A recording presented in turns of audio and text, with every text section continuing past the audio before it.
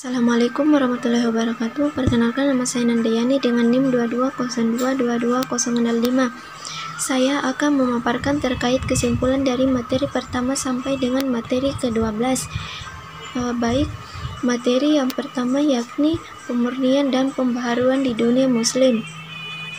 Pemurnian dan pembaharuan di dunia muslim mencakup sejumlah gerakan dan upaya untuk mereformasikan pemikiran, budaya, dan praktek keagamaan. Adapun yang pertama yaitu reformasi pemikiran, gerakan intelektual yang berusaha memahami ajaran Islam dengan konteks zaman yang modern, menggabungkan tradisi dengan pemikiran kontemporer.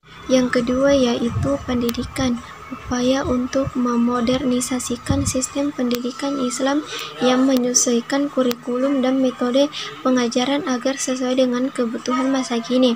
Yang ketiga yaitu gerakan sosial, berbagai gerakan sosial yang berupaya memperbaiki masalah-masalah sosial, ekonomi, dan politik di masyarakat muslim.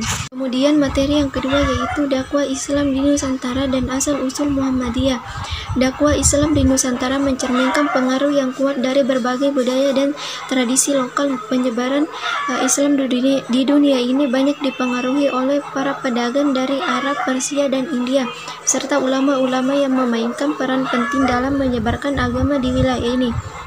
Adapun 4 teori proses masuknya Islam ke Nusantara yakni: yang pertama, teori Gujarat. Teori ini beranggapan bahwa agama dan kebudayaan Islam dibawa oleh pedagang dari daerah Gujarat, India yang berlayar melewati Selat Melaka. Teori ini menjelaskan bahwa kedatangan Islam ke Nusantara sekitar abad ke-13 melalui kontrak para pedagang dan kerajaan Samudra Pasai yang menguasai Selat Melaka pada saat itu. Kemudian yang kedua yaitu teori Mekah. Teori ini dijelaskan bahwa Islam di Nusantara dibawa langsung oleh para musafir dari Arab yang memiliki semangat untuk menyebarkan Islam ke seluruh dunia pada abad ke-7 Masehi. Kemudian yang ketiga yaitu teori Persia. Persia adalah sebuah kerajaan yang saat ini kemungkinan besar berada di Iran. Teori ini terjatuh karena pada awal masuknya Islam ke Nusantara di bawah abad ke-13, ajaran yang marak pada saat itu adalah ajaran Syiah yang berasal dari Persia. Kemudian yang keempat yaitu teori Cina. Teori ini berpendapat bahwa migrasi masyarakat muslim di Cina dari kantong Nusantara khususnya Palembang pada abad ke-9 menjadi awal mula masuknya Islam ke Nusantara. Materi yang ketiga yaitu sejarah Muhammadiyah. Muhammadiyah didirikan pada tahun 1912 di Yogyakarta oleh Ahmad Dahlan. Gerakan ini lahir sebagai respon terhadap kondisi sosial, ekonomi, dan pendidikan umat Islam pada saat itu. Adapun tujuan utama Muhammadiyah didirikan untuk memperbaiki keadaan umat Islam melalui pembaruan dalam pendidikan dan praktik keagamaan. Sejak pendiriannya, Muhammadiyah telah tumbuh menjadi salah satu organisasi Islam terbesar dan paling berpengaruh di Indonesia. Materi yang keempat yaitu matang keyakinan dan cita-cita Muhammadiyah. Muhammadiyah adalah gerakan dan dakwah yang berakidah Islam dan bersumber dari Al-Quran dan Sunnah. Muhammadiyah meyakini bahwa agama Islam merupakan agama yang benar-benar dan mampu mengantarkan hidup manusia ke kehidupan yang sejahtera, baik di dunia maupun di akhirat. Adapun Muhammadiyah bercita-cita untuk mewujudkan masyarakat yang adil dan makmur dan diridhoi oleh Allah Subhanahu wa Ta'ala. Materi yang kelima yaitu kepribadian Muhammadiyah.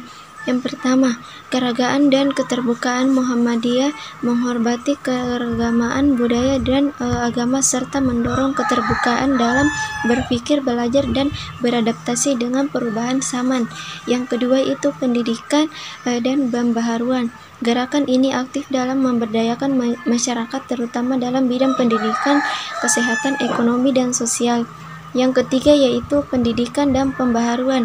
Muhammadiyah menekankan bahwa pentingnya pendidikan yang berkualitas dan pembaharuan dalam aspek kehidupan baik agama maupun sosial. Materi ke-6 yaitu Mukadimah Anggaran Dasar dan Anggaran Rumah Tangga Muhammadiyah. Mukadimah Anggaran Dasar Muhammadiyah disusun oleh Kiai Bagus Hadi Kusumo pada tahun 1942 sampai dengan 1935 dengan bantuan beberapa temannya. Adapun pokok pikiran yakni hidup manusia itu bermasyarakat. Hidup manusia harus berdasarkan tauhid, hanya hukum Allah yang sebenar-benarnya. Berjuang menegakkan dan menjunjung tinggi agama Islam. Perjuangan mewujudkan pokok pikiran dengan cara berorganisasi. Dan yang terakhir yaitu seluruh perjuangan diarahkan untuk tercapainya tujuan hidup. Materi yang ketujuh yaitu Muhammadiyah sebagai gerakan Islam yang berwatak tarjid dan tajdid. Muhammadiyah dengan gerakan Islam mengedepankan konsep tarjid atau penilaian dan tajdid atau pembaharuan. Tajdid digunakan untuk memilih dan menetapkan pendapat atau pemahaman yang dianggap lebih utama atau benar menurut konteks kekinian. Sedangkan tajdid menekankan bahwa pembaharuan dalam bidang aspek kehidupan umat. Akan tetapi, tajdid maupun tajdid merupakan dua konsep yang sangat penting dalam pengembangan Muhammadiyah sebagai gerakan Islam.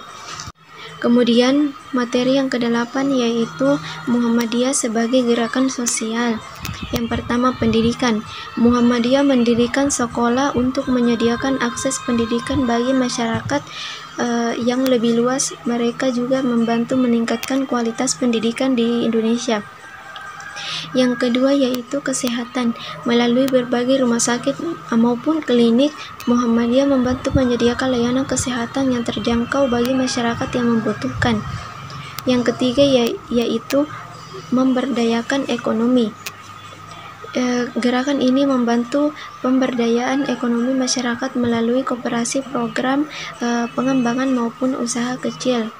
Yang keempat yaitu pemuda Muhammadiyah, aktif dalam membangun pemuda yang berkarakter, berpartisipasi dalam kegiatan sosial, pendidikan, dan kemasyarakatan. Kemudian materi yang ke-9 yaitu Muhammadiyah sebagai gerakan pendidikan. Gerakan ini mendirikan sekolah-sekolah dari tingkat dasar hingga perguruan tinggi sebagai bagian dari usahanya untuk meningkatkan akses pendidikan di Indonesia. Mendirikan sekolah yang tersebar luas di berbagai daerah, Muhammadiyah membantu menyediakan akses pendidikan bagi banyak kalangan masyarakat yang sebelumnya sulit mendapatkannya.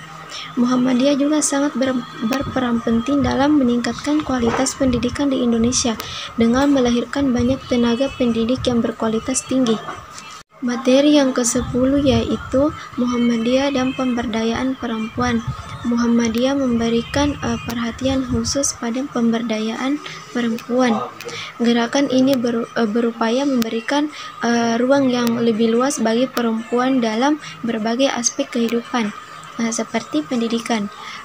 Muhammadiyah mendirikan sekolah-sekolah yang membuat kesempatan bagi perempuan untuk mendapatkan akses pendidikan yang layak. Kemudian yang kedua yaitu kesehatan. Melalui rumah sakit dan klinik yang mereka kelola, Muhammadiyah menyediakan layanan kesehatan untuk mencakup kebutuhan perempuan. Yang ketiga yaitu ekonomi. Gerakan ini juga dapat mendukung pemberdayaan ekonomi perempuan dengan memberikan pelatihan, keterampilan, dukungan dan dalam memulai usaha dan akses terhadap sumber daya ekonomi. Yang keempat yaitu sosial. Muhammadiyah aktif dalam pemberian pemahaman yang memperkuat peran perempuan dalam keluarga dan masyarakat. Kemudian materi yang ke-11 yaitu Muhammadiyah sebagai gerakan ekonomi. Yang pertama, koperasi. Mereka mendirikan koperasi-koperasi untuk membantu masyarakat dalam mengelola sumber daya ekonomi secara bersama-sama. Yang kedua yaitu pendidikan ekonomi.